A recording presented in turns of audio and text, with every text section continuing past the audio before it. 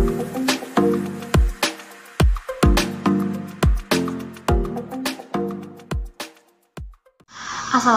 warahmatullahi wabarakatuh. Hai teman-teman semua, perkenalkan nama saya Aisyah Fitri. Saya dari Fakultas Dakwah dan Ilmu Komunikasi, jurusan Ilmu Komunikasi, kelas 3 PRH.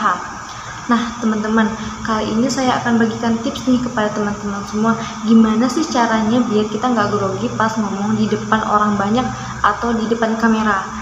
Istilahnya seperti public speaking ya teman-teman. Apa sih pentingnya public speaking untuk kita mahasiswa? Nah teman-teman, public speaking itu berguna untuk mengasah mental kita ketika kita harus berbicara kepada orang banyak, sekaligus mengasah kemampuan kita dalam beretorika. Dan yang kedua, itu ada sebagai investasi untuk masa depan. Seringkali atau banyak perusahaan yang ingin melihat skill dari public speaking pelamar pekerjaan, karena perusahaan itu ingin melihat bagaimana seorang pekerja itu berinteraksi dengan karyawan lain dan bagaimana seorang pekerja itu dapat menyebarkan informasi yang baik dan benar kepada masyarakat. Nah, yang ketiga, untuk mahasiswa ilmu komunikasi atau mahasiswa yang juga belajar ilmu komunikasi dalam mata kuliahnya, skill public speaking itu penting sebab minimal kita juga bisa ngomong kepada orang lain tanpa ada grogi ya. Dan untuk mahasiswa yang juga belajar public relation, penting untuk kita belajar skill public speaking karena kita juga harus bisa memberikan informasi yang baik dan benar kepada masyarakat, sehingga akan menimbulkan persepsi yang baik dari masyarakat kepada perusahaan, di mana kita menjadi humas dari perusahaan tersebut. Nah teman-teman, sekarang apa aja sih kendalanya kita nggak bisa ngomong di depan kamera atau di depan publik? Nah teman-teman, kali ini aku akan merangkum 5 faktor yang sering menjadi kendala seseorang melakukan public speaking. Nah yang pertama itu adalah tidak percaya diri. Teman-teman, apa sih yang menyebabkan kita tidak percaya diri? Seringkali teman-teman itu tidak tahu apa yang ingin dibicarakan kepada audiens, dan itulah salah satu penyebab kita tidak percaya diri. Yang pertama adalah tidak memahami apa yang ingin dibicarakan kepada audiens, berarti what. Dan yang kedua adalah who, kepada siapa kita harus berbicara. Seringkali pembicara itu tidak mengenali kepada siapa dia berbicara, apakah dia berbicara kepada orang yang lebih tua atau yang lebih muda atau bahkan anak-anak. Misalnya kita ingin berbicara kepada anak kecil. Nah, kita berbicara dengan anak kecil harus menggunakan bahasa yang lebih dimengerti kepada anak kecil, atau kita juga menggunakan karakter-karakter yang juga disukai kepada anak-anak kecil. Teman-teman, yang kedua itu biasanya orang sering sekali grogi dalam berbicara kepada orang lain. Grogi itu wajar dilakukan oleh semua orang dan tidak semua orang juga bisa mengatasi grogi. Setidaknya kita bisa meminimalisir penyebab dari grogi tadi dengan kita biasanya on time saat melakukan pertemuan atau melakukan meet kepada orang lain. Kita biasakan on time, kita tidak melakukan pergerakan yang disengaja, itu bisa seperti kita memegang kepala, memegang jilbab, memperbaiki jilbab, atau dia memperbaiki rambut.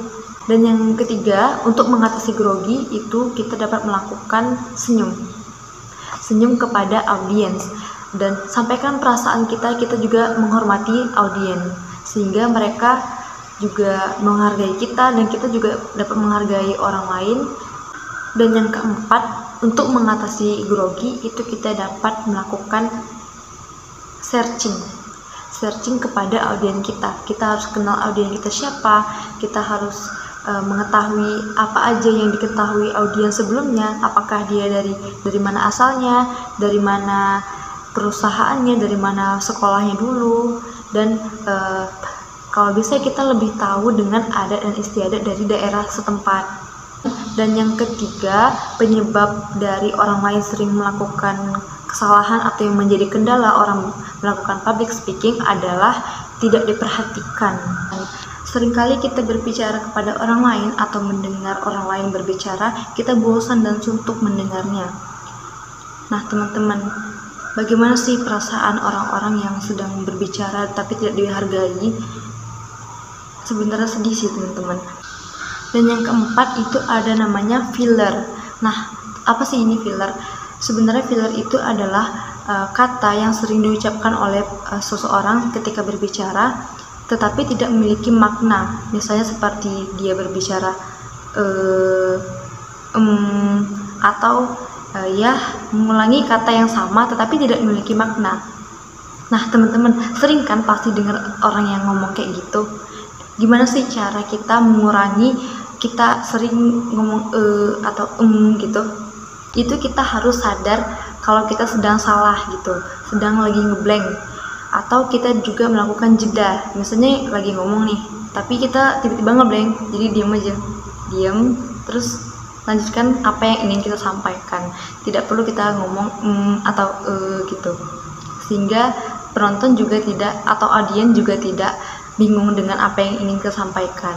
Yang kelima itu adalah kita sering tidak melakukan peregangan sebelum berbicara kepada orang banyak.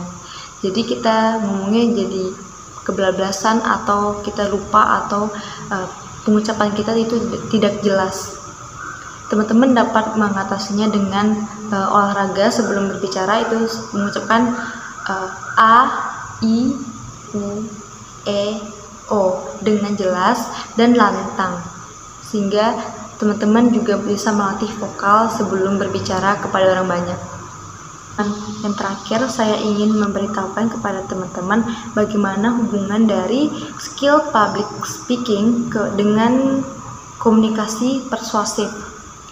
Jadi teman-teman, kita kan sudah berbicara nih kepada orang baik, bagaimana cara bertutur kata yang baik dengan orang lain sehingga mereka juga mengerti dengan benar apa yang ingin kita sampaikan, sehingga masyarakat atau audiens juga memiliki persepsi yang baik terhadap kita dan kita juga lebih mudah untuk mempengaruhi orang tersebut karena kita juga bisa menyampaikan informasi dengan baik dan benar.